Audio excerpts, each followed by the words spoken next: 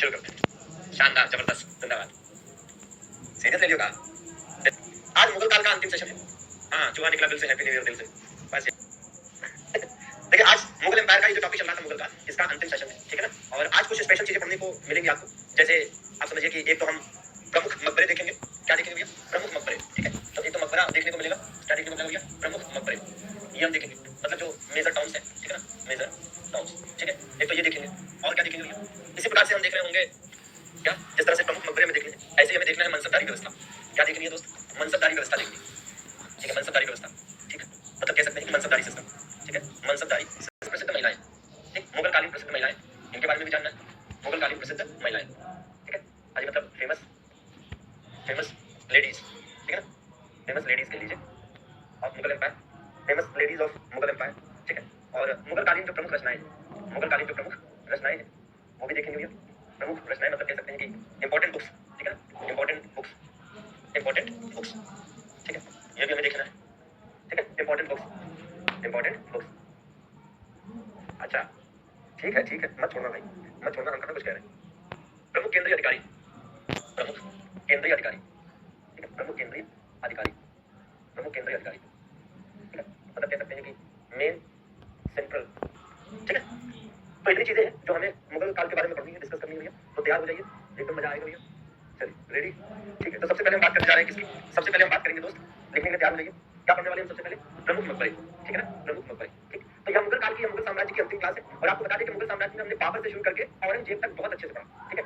मुगल काल में हम लोगों ने बाबर से शुरू करके औरंगजेब तक बहुत अच्छे से पढ़ा हुआ है, ठीक है। और यह भी है कि जो उत्तरवर्ती मुगल शासक है, जैसे आप कह सकते हैं कि जो पोस्ट मुगल पीरियड है, उसके बारे में भी अलग से पढ़ा दीजिए। तो मैं कहूंगा कि बाबर से लेकर औरंगजेब तक हम लोगों ने बहुत अच्छे से पढ़ा है, ठीक है। बाबर से लेकर औरंगजेब तक बहुत अच्छे से पढ़ लिया है। हमें पूरा जो पोस्ट मुगल पीरियड है उसे पढ़ने की जरूरत नहीं है, क्योंकि जो पोस्ट मुगल पीरियड में शासक है, जैसे कहीं पर आपको मोहम्मद शारंगीला दिख रहे हैं, कहीं पर शाह आलम दिख रहे हैं, या कहीं पर कोई और दिखा है, तो उनका अपना इंपॉर्टेंस जितना है वो हमने आपको पहली क्लास में ही जो ये बताया था कि भाई कौन से शासक ने इंपॉर्टेंट क्या क्या किया है, उसी समय आपको बता दिया था, ठीक है। उसके अलावा उनसे संबंधित एक दो बातें जो है वो हम कुछ अन्य जो भी पढ़ेंगे, जैसे अंग्रेजों के बारे में पढ़ेंगे, मराठों के बारे में पढ़ेंगे, तो वहां पर वो थोड़ा थोड़ा आते रहेंगे, अलग से उनको एक चैप्टर बनाकर पढ़ने की आवश्यकता नहीं है, ठीक है ना। चलिए शुरू करते हैं। तो हम बात करने जा रहे हैं किसकी? प्रमुख मकबरों की, ठीक है भैया। तो ध्यान दीजिएगा, ये जो प्रमुख मकबरों वाला चैप्टर बड़ा इंपॉर्टेंट है, ठीक है। आपको पूरे अच्छे से ध्यान देने की जरूरत है। प्रमुख मकबरे, ठीक है। तो मतलब क्या भैया? कह सकते हैं कि मेजर टाउन्स, ठीक है। तो मेजर टाउन्स जो हुए हैं इनके बारे में हम देखने जा रहे हैं। तो पूरा इत्मीनान से समझिएगा चीजों को और आगे लेकर पढ़ेंगे, ठीक है। कहीं से कहीं तक दिक्कत होनी नहीं चाहिए। अब देखिए, जो प्रमुख मकबरे वाला मामला है, जो प्रमुख मकबरे वाला मामला है, इत्मीनान से समझ में आएगा। हालांकि मकबरे कई सारे हैं, तो जैसे जैसे हम पढ़ते जाएंगे वैसे वैसे चीजें होती जाएंगी, ठीक है। तो देखते चलिए, बहुत सारे मकबरे हैं जो आपको पढ़ने हैं, लेकिन ये है कि हमें ये देखना है कि कितने हम मेनली, जैसे एक पेज पे जितने मैक्सिमम आएंगे वो एक पेज पर पढ़ लेंगे, फिर दूसरे पेज पर चलेंगे, फिर वहां पढ़ेंगे, ठीक है ना। हाँ, मकबरे बहुत सारे हैं, तो शायद एक ही पेज पर ना आए तो परेशान मत होइएगा, डिजाइन बनाने के लिए तैयार रहिए, ठीक है ना। बाबर का मकबरा का, तो अगर बाबर के मकबरे की बात करते हैं तो बाबर का मकबरा जो है, देखिए बाबर के मकबरे के बारे में दो बातें, ठीक है। बाबर के मकबरे के बारे में दो बातें हैं। एक तो ये कि जो बाबर है इसका मकबरा शुरू में कहां बनाया गया था? आराम बाग में बनाया गया था। कहां पर साथियों? आराम बाग में बनाया गया था, आराम बाग आगरा, ठीक है।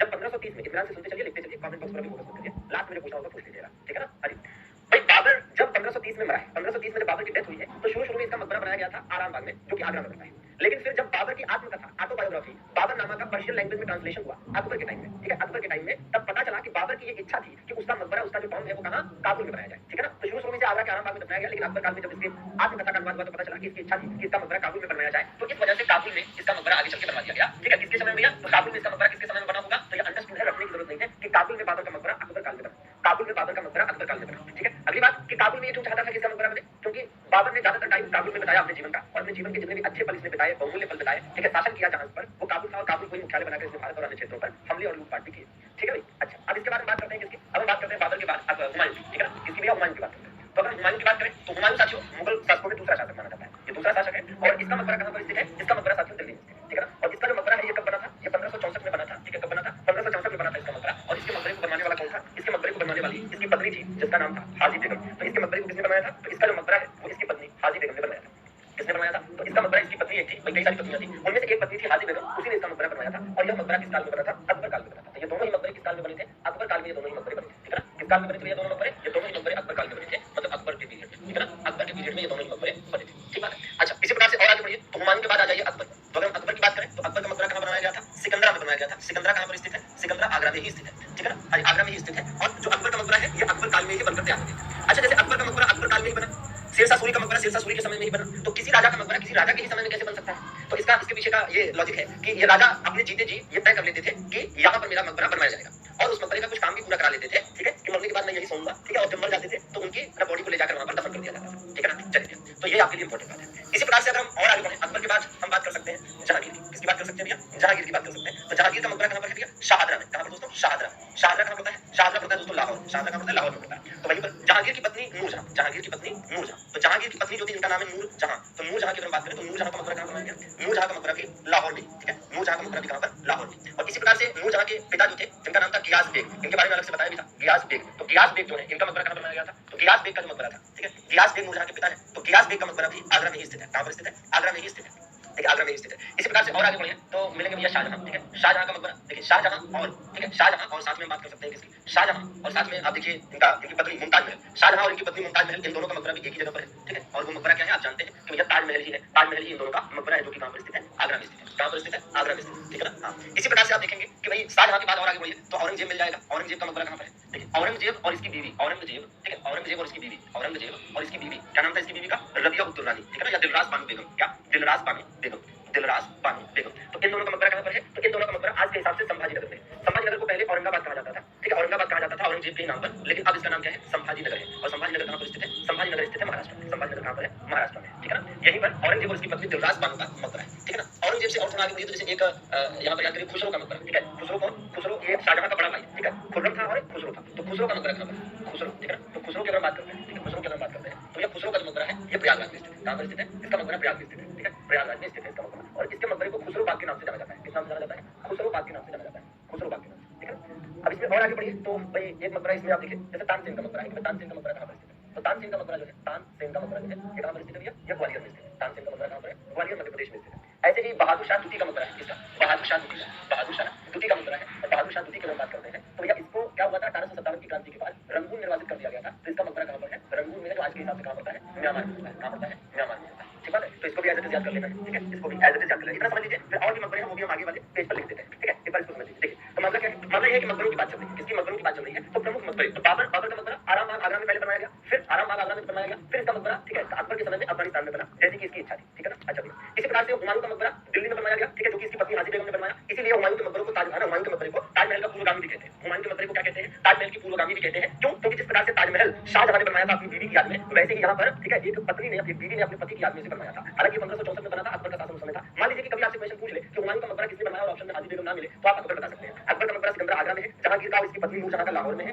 ठीक है। गियास बेग जो कि नूरजहां के पिता है, जिन्हें एतमाद उद दौला भी कहते हैं, इनका मकबरा आगरा में है। शाहजहां और मुमताज महल का एक ही है ताजमहल, ठीक है। औरंगजेब उसकी पत्नी दिलरास बानो बेगम का संभाजीनगर। और इसी प्रकार से भाई खुसरो, खुसरो कौन है? शाहजहां का बड़ा भाई, जहांगीर का बड़ा बेटा, प्रयाग में है, खुसरो बाग के नाम से। तानसेन का ग्वालियर में है। बहादुर शाह जफर या अंतिम मुगल शासक बहादुर शाह द्वितीय का मकबरा रंगून में है, म्यांमार में है, ठीक है ना। अब जैसे इसमें कुछ चीजें और देख लीजिए कि भाई और भी मकबरे इतने नहीं है, और भी प्रमुख मकबरे। तो और मकबरों की बात करें, ठीक है, और मकबरे जो है उनको जो है यहाँ पर मेंशन करते हैं प्रमुख मकबरे। प्रमुख मकबरे मतलब भाई मेजर क्या? मेजर टॉप, ठीक है ना। तो मकबरों में जैसे शेरशाह सूरी का मकबरा कहां पर है? ठीक है, आप जानते हैं लेकिन फिर भी एक जगह पर लिख लेना, ठीक है। शेरशाह सूरी का मकबरा कहां पर है? ऐसे ही मकबरा होगा मोइनुद्दीन चिश्ती का। किसका भैया? मोइनुद्दीन चिश्ती का। तो मोइनुद्दीन चिश्ती का मकबरा कहां पर है? मोइनुद्दीन चिश्ती का मकबरा कहां पर है? ठीक है, तो ये भी याद रखना चाहिए, मोइनुद्दीन चिश्ती, मोइनुद्दीन चिश्ती का मकबरा कहां पर है?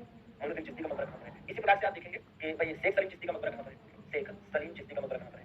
शेख सलीम चिश्ती, ठीक है। तो शेख सलीम चिश्ती का मकबरा भी आपसे पूछा जा सकता है कि भाई शेख सलीम चिश्ती का मकबरा कहां पर है, ठीक है। और इसी प्रकार से निजामुद्दीन औलिया का मकबरा कहां पर है? निजामुद्दीन औलिया का मकबरा कहां पर है? निजामुद्दीन औलिया का मकबरा कहां पर है? ठीक है, निजामुद्दीन औलिया का, ठीक है, निजामुद्दीन औलिया, बिल्कुल याद रखिए, निजामुद्दीन औलिया का मकबरा, ठीक है, निजामुद्दीन औलिया का मकबरा। इसी प्रकार से एक बहू बेगम का मकबरा है जो अवध की रानी थी, बहू बेगम का मकबरा, ठीक है। बहू बेगम का मकबरा काफी फेमस है, बहू बेगम, ठीक है ना। बहू बेगम का मकबरा ये भी काफी फेमस है, ये अयोध्या में स्थित है, ठीक है, तो ध्यान रखना है। देखिए शेरशाह सूरी का मकबरा आप जानते हैं कि कहां पर है? भाई सासाराम में, सासाराम बिहार में, ठीक है, सासाराम बिहार में, ठीक है। मोइनुद्दीन चिश्ती का मकबरा कहां पर स्थित है? अजमेर में है, अजमेर राजस्थान। शेख सलीम चिश्ती का मकबरा कहां पर है? फतेहपुर सीकरी में। कहां पर है? फतेहपुर सीकरी में। फतेहपुर सीकरी में से आगरा में ही पड़ता है, ठीक है। और निजामुद्दीन औलिया का मकबरा कहां पर है? दिल्ली में है, ठीक है, कोई दिक्कत की बात नहीं। और बहू बेगम का मकबरा कहां पर है? अयोध्या में। कहां पर है? अयोध्या में, ठीक है। तो बिल्कुल याद करने की जरूरत है, एज इट इज याद कर लेते, ठीक है, एज इट इज याद कर लेते, ठीक है। हाँ जी, देखिए, ठीक है, तो एकदम आपको याद करना है। ये एक तो प्रमुख मकबरे हो गए आपके, ठीक है, ये प्रमुख मकबरे हो गए और ये प्रमुख मकबरे हो गए, ठीक है। तो इनको एकदम बिल्कुल एक दूसरे से रिलेट करके याद रखें और एक एक चीज इंपॉर्टेंट है तो आपको बिल्कुल याद होना चाहिए, एज इट इज नोट करके याद रखें, एज इट इज नोट करके याद रखें, ठीक है।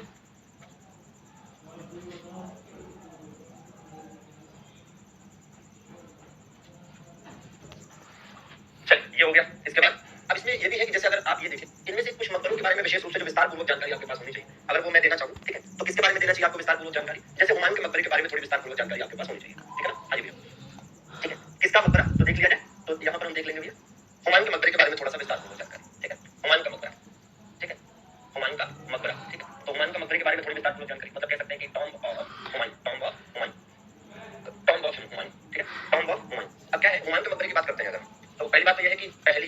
दो गुंबदों वाली इमारत, ठीक है ना, पहली दो गुंबदों वाली इमारत, पहली दो गुंबदों वाली इमारत। तो ये पहली ऐसी इमारत है जिसमें दो गुंबद है, ठीक है ना, ये पहली ऐसी इमारत है जिसमें क्या है, दो गुंबद है, ठीक है ना, हाँ जी ठीक। तो बिल्कुल याद करने की जरूरत है। ये क्या लिखा है, म्यूजियम चिश्ती का क्या लिखा है, तो लिखा है ना, हुमायूं का मकबरा जो है पहली दो गुंबदों वाली इमारत है, ठीक है ना, मतलब कह सकते हैं कि फर्स्ट आपको देखने को मिलता है तो इसको गुंबद कहते हैं किसी इमारत के ऊपर, ठीक है ना, हाँ जी। अच्छा, अब किसी प्रकार से हुमायूं का जो मकबरा है, ये चूंकि एक बात ये भी है, अकबर कालीन पहली इमारत है, अकबर कालीन पहली इमारत, अकबर कालीन पहली इमारत, ठीक है, अकबर कालीन पहली इमारत, ठीक है, मतलब कह सकते हैं कि first building of Akbar time, ठीक है, अकबर के समय की पहली इमारत, Akbar time first building of Akbar time. पहली बार चारबाग शैली का प्रयोग हुआ, पहली बार क्या हुआ इसमें, चारबाग शैली का प्रयोग, चारबाग शैली का प्रयोग मतलब समझ रहे हैं, मतलब यह है कि ये पहली ऐसी इमारत है जिसके चारों तरफ बाग लगाए गए, ये पहली ऐसी इमारत बनी मुगल काल में जिसके चारों तरफ बाग लगाए गए, ठीक है ना, हाँ जी, चारों तरफ बाग लगाए गए, मतलब कह सकते हैं कि फर्स्ट टाइम पहली बार चारबाग शैली का प्रयोग। हुमायूं का जो मकबरा है इसे ताजमहल का पूर्वगामी कहते हैं, क्या कहते हैं इसको, इसे ताजमहल का पूर्वगामी कहा जाता है, ताजमहल का पूर्वगामी कहा जाता है, ठीक है, क्या कहा जाता है, ताजमहल का पूर्वगामी कहा जाता है।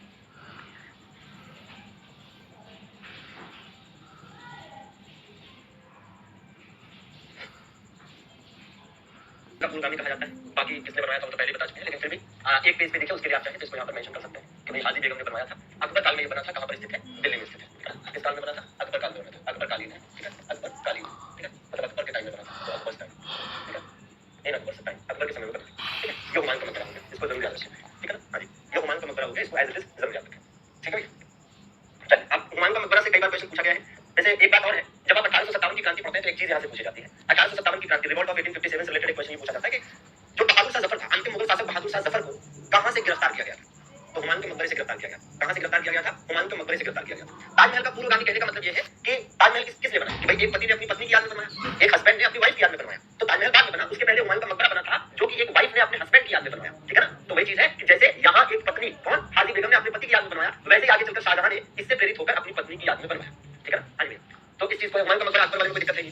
ये जो आपका गियास बेग का मकबरा है, इसके बारे में आई थिंक डिटेल में मैंने आपको बताया था कि गियास बेग का जो मकबरा है, गियास बेग का जो मकबरा है, ये पहली ऐसी इमारत है जो पूरी तरह से संगमरमर में लिखी, ठीक है ना, हाँ, तो बिल्कुल आपको याद करने की जरूरत है कि भाई जो गियास बेग का मकबरा है, जिसे एतमाद-उद-दौला का मकबरा भी कहते हैं, ठीक है ना, एतमाद-उद-दौला का मकबरा भी कहते हैं, ये पूरी तरह से संगमरमर से बनी पहली इमारत है और इसमें पित्रा शैली का, ठीक है, प्रयोग किया गया है, ठीक है ना, पित्रा आज लिख भी देते हैं, ठीक है, देखिए भाई गियास बेग का मकबरा, किसका मकबरा, गियास बेग का मकबरा, ठीक है, तो अगर हम गियास बेग के मकबरे की बात करते हैं तो ये जो गियास बेग का मकबरा है, ठीक है, ये जो गियास बेग का मकबरा है, टॉम्ब ऑफ गियास बेग, ठीक है, गियास बेग कौन है, ये नूरजहां के पिता, नूरजहां के क्या है, नूरजहां के ससुर पिता है, ठीक है ना, गियास बेग। अब ये जो गियास बेग है, इनका और नाम क्या है, तो इनका नाम है एतमाद-उद-दौला, क्या नाम है, एतमाद-उद-दौला, ठीक है ना, तो ये भी याद करना जरूरी है कि ये एतमाद-उद-दौला ही है, ठीक है, ये एतमाद-उद-दौला ही है और इन्हें एतमाद-उद-दौला की उपाधि दी थी जहांगीर, ठीक है ना, हाँ जी, ये कौन है, ये नूरजहां के पिता है, नूरजहां के पिता है, ठीक है, नूरजहां के पिता, ठीक है, नूरजहां के पिता है, मतलब कह सकते हैं कि father of Nurjahan, father of Nurjahan, ठीक है, फादर ऑफ नूरजहां, ठीक है, तो नूरजहां के पिता है।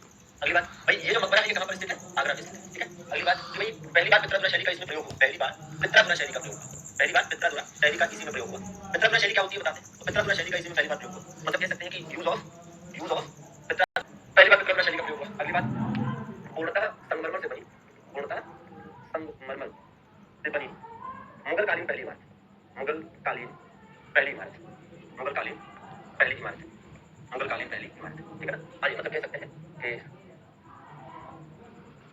पहली इमारत मुगल काल में संगमरमर से बनी पहली इमारत है। तो गियास बेग, जिनका दूसरा नाम एतमाद-उद-दौला है, ये नूरजहां के पिता हैं। आगरा में बना यह जो मकबरा है, इसमें पहली बार पित्रा शैली का प्रयोग हुआ। अब ये मत सोचिएगा नूरजहां के पिता थे इसलिए पित्रा शैली कह रहे हैं। पित्रा शैली का मतलब होता है कि जो रंग बिरंगे सजावटी पत्थर है, उनका इस्तेमाल करके किसी बिल्डिंग को डेकोरेट करना और कहीं कहीं पर हीरे जवाहरात भी लगाना, ठीक है। तो रंग बिरंगे पत्थर या हीरे जवाहरात से, ठीक है, किसी बिल्डिंग को डेकोरेट करने का जो एक आर्ट है, जो कला है, इसी को पित्रा शैली कहा जाता है, ठीक है ना। तो पित्रा शैली का इसमें पहली बार प्रयोग हुआ और मुगल काल की पहली इमारत है जो कि पूरी तरह से संगमरमर, ठीक है ना, पूरी तरह से संगमरमर से बनी, ठीक है। तो इसको भी याद करने की जरूरत है। बाकी आगे बढ़े तो गियास बेग के मकबरे के बाद भाई ताजमहल के बारे में विस्तार पूर्वक बता चुके हैं, इसलिए दोबारा बताने की जरूरत नहीं है। औरंगजेब का कोई ऐसा जरूरत नहीं है। दिलरास बानो बेगम वाला जो मकबरा है, ये थोड़ा सा आपको याद करना चाहिए कि जो दिलरास बानो बेगम का मकबरा है, ठीक है, जो दिलरास बानो बेगम का मकबरा है, ठीक है, दिलरास बानो बेगम के मकबरे के बारे में थोड़ा सा आपको जानना पड़ेगा, कभी कभी पूछ लेता है, तो आइए उसके बारे में देख लेते हैं, ठीक है, हाँ जी, आइए, तो ठीक, तो दिलरास बानो बेगम का मकबरा है, एक्चुअली इसी को बीबी का मकबरा कहते हैं, दिलरास बानो का मकबरा, ठीक है, दिलरास बानो का मकबरा, दिलरास बानो का मकबरा, ठीक है, टॉम्ब ऑफ दिलरास, ठीक है, दिलरास बानो, टॉम्ब ऑफ दिलरास बानो,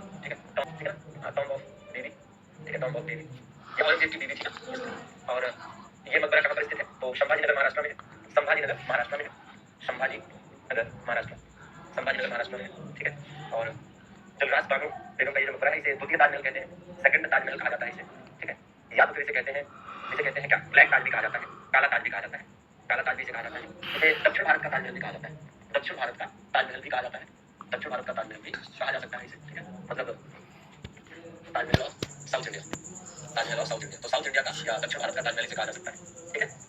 और ये औरंगजेब की बीवी का मकबरा है भैया, ठीक है ना, ये औरंगजेब की वाइफ थी, औरंगजेब की वाइफ थी, औरंगजेब की वाइफ, ठीक है। अरे तो बिल्कुल इसको भी आज याद कर लेंगे, ठीक है ना, बिल्कुल इसको भी आज याद कर लेंगे। तो बीवी का मकबरा इसी को कहते हैं, संभाजी नगर जिसे पहले औरंगाबाद कहते थे, ठीक है, द्वितीय ताजमहल कहते हैं, ब्लैक ताजमहल मतलब काला ताज कहा जाता है इसे ताजमहल की फूहड़ नकल भी कहते हैं, पता है इसे क्या कहा जाता है, इसे ताजमहल की फूहड़ नकल भी कहा जाता है, ताजमहल की फूहड़ नकल भी कहा जाता है, ठीक है ना, ताजमहल की फूहड़ नकल भी इसे कहा जा सकता है, मतलब कह सकते हैं कि एक तरह से कह सकते हैं डर्टी कॉपी ऑफ, ठीक है, डर्टी कॉपी ऑफ ताजमहल, ठीक है, ताजमहल की फूहड़ नकल कहा जाता है, ठीक है ना, अजी ताजमहल की फूहड़ नकल। हाँ अभी हीरा जवाहरात मिलेगा, जाओ अभी तक छोड़ा हुआ है लोगों ने क्या लगता है क्यों छोड़ेंगे भाई, चलो फिलहाल बाकी इसके बाद आप देखिए खुसरो बाग जो है प्रयागराज में बाकी बता दिया है, इसमें कोई ऐसी अलग से कोई खास आवश्यकता नहीं है पढ़ने की, इतना पर्याप्त है जानने की, इतना बिल्कुल आप जानिए, ठीक है। तो भाई मकबरों के बारे में काफी कुछ बातें बता दी है, ठीक है, और की आवश्यकता नहीं है। अब आ जाइए अगले टॉपिक पर, जैसे मनसबदारी व्यवस्था देख लेते हैं जो कि काफी इंपॉर्टेंट है, ठीक है ना, आज बिल्कुल काले पत्थर है, ठीक है, तो देख लिया जाएगा क्या मनसबदारी व्यवस्था, ठीक है, मनसबदारी व्यवस्था के बारे में बात करते हैं।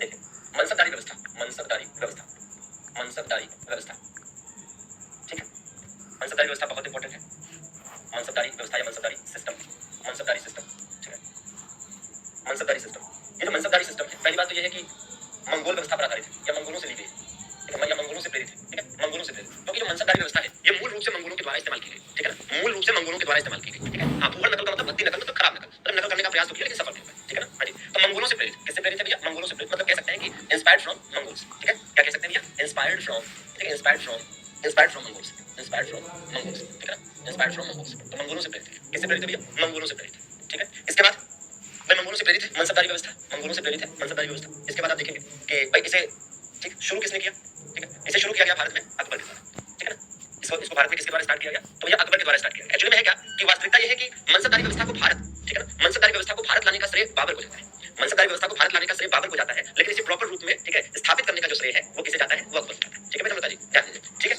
तो ये चीज जरूरी है, ठीक है। शुरू किसने किया, अकबर ने किया। अब आप देखेंगे शुरू में इसमें क्या होते थे कि जात व सवार पद शुरू में, अच्छा इसमें एक उद्देश्य भी निकले कि इसका उद्देश्य क्या था, मनसबदारी व्यवस्था को भारत में शुरू करने का, मुगल काल में शुरू करने का क्या पर्पस था, किस उद्देश्य से इसे शुरू किया गया। तो अगर हम उद्देश्य की बात करते हैं तो उद्देश्य मतलब पर्पस होता है, तो उद्देश्य की अगर बात करते हैं तो इसका उद्देश्य था साफ सुथरा प्रशासन, क्या करना, साफ सुथरा प्रशासन स्थापित करना, साफ सुथरा प्रशासन, ठीक है, साफ सुथरा प्रशासन, क्लियर है, साफ सुथरा प्रशासन, ठीक है, मतलब कह सकते हैं कि neat and clean, neat and clean administration, neat and clean administration, ठीक है ना, एडमिनिस्ट्रेशन, ठीक है, तो नीट एंड क्लीन एडमिनिस्ट्रेशन, ठीक है। एक्चुअली में क्या है कि मुगल काल में अधिकारियों को मनसबदार कहा जाता था, ठीक है ना, आज मुगल काल में जो मनसबदार होते थे वो अधिकारी होते थे। तो शुरू में क्या था, इसमें जात व सवार पद, ठीक है, जात व सवार पद, ठीक है, तो भाई शुरू में इसमें जात व सवार पद किसके द्वारा शुरू किया गया था, तो शुरू में अकबर के द्वारा, किसके द्वारा, शुरू में अकबर के द्वारा इसमें जात व सवार पद जोड़े गए, किसके द्वारा, अकबर के द्वारा जात व सवार पद जोड़े गए, ठीक है, जात व सवार पद जोड़े गए,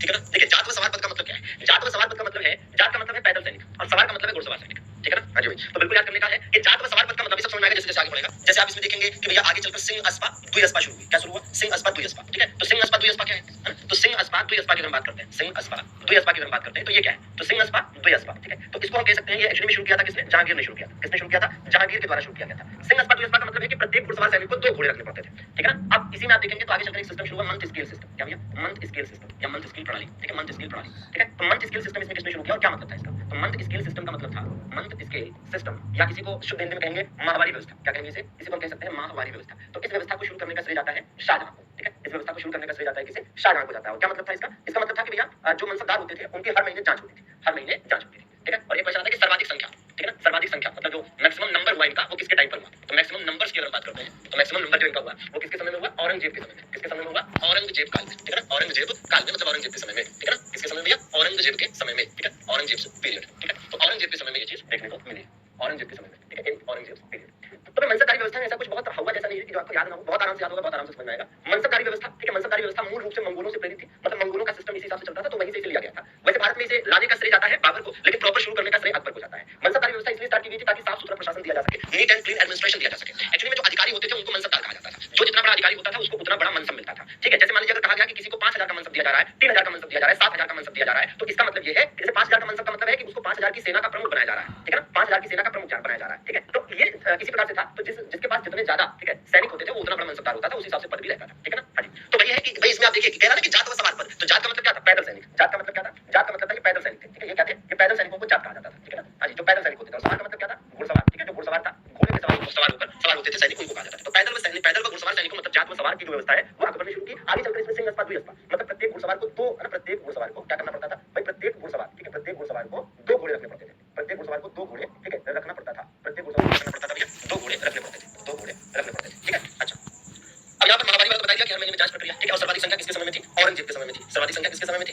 के समय में थी, ठीक है ना। हाँ जी, तो वो चीज है। प्रसिद्ध महिलाएं देख लेते हैं, ठीक है, मुगल काल की प्रसिद्ध महिलाएं भी देख लीजिए कि क्या कुछ मामला है, ठीक है, प्रसिद्ध महिलाओं का, ठीक ठीक है। तो ये चीज होगी मनसबदारी व्यवस्था, बहुत ईजी है, बहुत ऐसा टफ कोई चीज नहीं है कि आपको समझ में नहीं आएगी, ठीक है।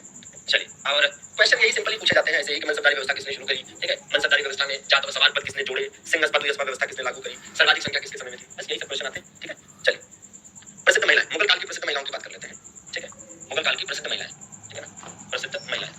तो जो प्रसिद्ध महिलाएं हैं देख लेते हैं, प्रसिद्ध महिलाएं जो है इनके बारे में बात कर लेते हैं कि क्या कुछ है भैया। प्रसिद्ध महिलाओं में कुछ के नाम तो आप पहले से जानते हैं, है ना, और कुछ के नाम धीरे-धीरे अभी जान जाएंगे। जैसे शुरुआत हम करते हैं कहां से, शुरुआत किया जाए गुलबदन बेगम से।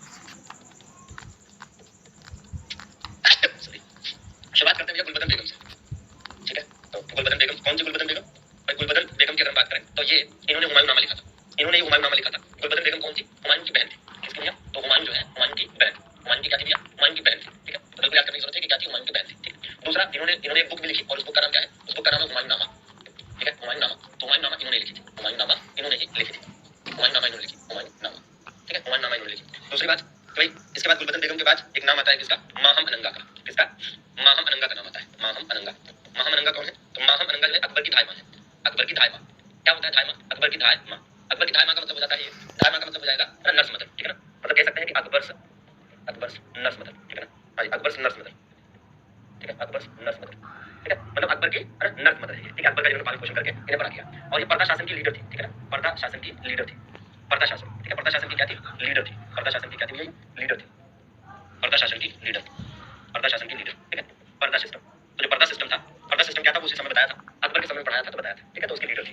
और आगे बढ़ेंगे तो जैसे एक दो नाम, रानी दुर्गावती याद करिए, रानी दुर्गावती ये अकबर के समकालीन थी, है ना, क्वीन दुर्गावती, क्वीन दुर्गावती। तो जो रानी दुर्गावती है, ठीक है, एक ये याद कर लीजिए, एक चांद बीबी है, इनको याद कर लीजिए, चांद बीबी, है ना, चांद बीबी कहाँ से थी भैया, तो चांद बीबी आपको याद हो तो यह चांद बीबी अहमदनगर की थी, कहाँ की, अहमदनगर की शासिका थी, अहमदनगर की शासिका थी, ठीक है। और रानी दुर्गावती कहाँ से थी, गोंडवाना से थी, वही गोंडवाना, ठीक है, वही गोंडवाना जिसकी राजधानी मंडला थी, जिसकी राजधानी क्या थी, मंडला, है ना, वही गोंडवाना जिसकी राजधानी मंडला थी, ठीक है।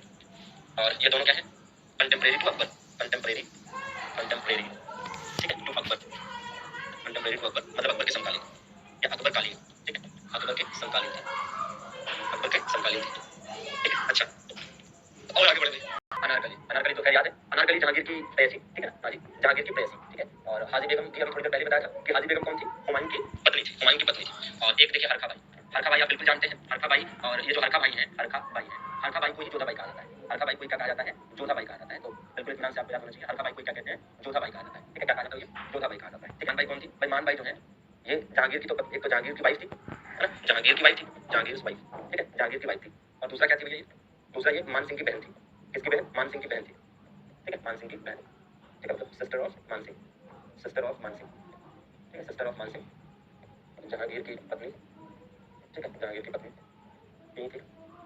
इसी तरीके से नूरजहां का भी पता ही है आपको कि नूरजहां कौन थी भैया, जहां आरा लिख लेते हैं, नूरजहां का पता है तो नूरजहां नहीं लिख रहे हैं, जहां आरा कौन थी, ठीक है, जहां आरा, जहां आरा की बात करें, जहां आरा भैया daughter of Shahjahan, daughter of Shahjahan, ठीक है, डॉटर ऑफ शाहजहां मतलब शाहजहां की पुत्री, शाहजहां की पुत्री। अंतिम समय में शाहजहां का देखभाल इन्होंने किया था, अंतिम समय में शाहजहां का देखभाल इन्होंने किया था। एक है जेबुन निसा, कौन है, जेबुन निसा, जेबुन निसा, ठीक है, जेबुन निसा, जेबुन निसा कौन है, जेबुन निसा जो है ये है औरंगजेब की बेटी, औरंगजेब डॉटर, ठीक है, औरंगजेब की बेटी, ठीक है, किसकी बेटी है भैया, औरंगजेब की बेटी, ठीक है, औरंगजेब की पुत्री। देखिए भाई होने को तो बहुत सारी महिलाएं, होने को मुगल काल की बहुत सारी महिलाएं हैं, लेकिन यहाँ सारी इंपॉर्टेंट महिला लिख दी है, और जो नहीं लिखी है वो आपको कहीं ना कहीं पता है। जैसे गुलबदन बेगम हुमायूं की बहन थी, हुमायूं नामा लिखा, ठीक है, महामनंगा अकबर की धाई माँ थी, पर्दा शासन की लीडर, जो पर्दा शासन चला था 1560 से 64 अकबर के समय में, ठीक है। क्वीन दुर्गावती, तो रानी जो दुर्गावती है, रानी दुर्गावती गोंडवाना की रानी थी, और चांद बीबी अहमदनगर की थी, और दोनों अकबर के समकालीन थी, और दोनों के बारे में आपको अकबर पढ़ाते समय भी बताया था, अकबर पढ़ाते समय भी दोनों के बारे में आपको बता दिया था। तो कहीं से कहीं तक कोई ऐसी दिक्कत वाली बात होनी नहीं चाहिए, ठीक है ना, हाँ जी, कहीं से कहीं तक। अच्छा, हरका भाई जोधा भाई कोई कहते हैं तो आप जानते हैं अकबर की पत्नी थी, कछवाहा शासक बाबर की पुत्री थी। मान भाई जहांगीर की पत्नी, मान सिंह की बहन, जहां आरा, ठीक है, शाहजहां की पुत्री, औरंगजेब और, ठीक है, तारा शिकोह की बहन, जेबुन निसा औरंगजेब की बेटी, ठीक है। और इस प्रकार से और भी नाम है, जैसे याद करिए कि भाई कौन, मुमताज महल, मुमताज महल आप जानते हैं कि मुमताज महल के बारे में बताया था, मेहरुन निसा जिनकी याद में ताजमहल बना है। ऐसे ही नूरजहां के बारे में आप जानते हैं, ऐसे ही आप और भी कुछ महिलाएं हैं, जैसे अकबर की मां का नाम जानते हैं कि हामिदा बानो बेगम था, ठीक है। दिलरास बानो बेगम आप जानते हैं, थोड़ी देर पहले बताया था, दिलरास बानो बेगम जो औरंगजेब की पत्नी थी, जिन्हें रबिया उद दुर्रानी भी कहा जाता है, ठीक है। तो ये नाम आपको पहले से पता है, जो नहीं पता है वो हमने यहाँ पर लिख दिया है भैया। अब इसमें एक चीज समझिएगा, ठीक है, अब मुगल काल को हम यहाँ पर खत्म घोषित करेंगे। यहाँ पर देखिए जो लिखा है प्रमुख रचनाएं, प्रमुख रचनाएं मुझे लगा कि मैं अपने अंदाज में बता दूं, लेकिन प्रमुख रचनाओं की एक लिस्ट दे रखी है, तो कोई जरूरी नहीं है कि मैं इसे अपने अंदाज में बताऊं, है ना? आपको यूट्यूब वाली क्लास में कहीं ना कहीं कुछ अपने अंदाज में बताते रहता हूं, फिर बता दूं। तो प्रमुख रचनाओं की पूरी लिस्ट दी है, तो इसको फिर से बताने की कोई बहुत आवश्यकता नहीं है। प्रमुख केंद्रीय अधिकारी वाली भी है ना लिस्ट दी थी और बताया था, इसलिए आज इसे यहाँ पर इस टॉपिक को खत्म घोषित कर रहा हूँ, और आज यहाँ पर आपका मुगल काल खत्म हो गया, ठीक है ना? हाँ जी भैया, आज यहाँ पर मुगल काल आपका खत्म हो गया। कल जब हम आप मिल रहे होंगे तो विजयनगर और बहमनी साम्राज्य वाला जो टॉपिक है उसको हम पढ़ें, ठीक है ना? तो मिलते हैं कल 1 बजे।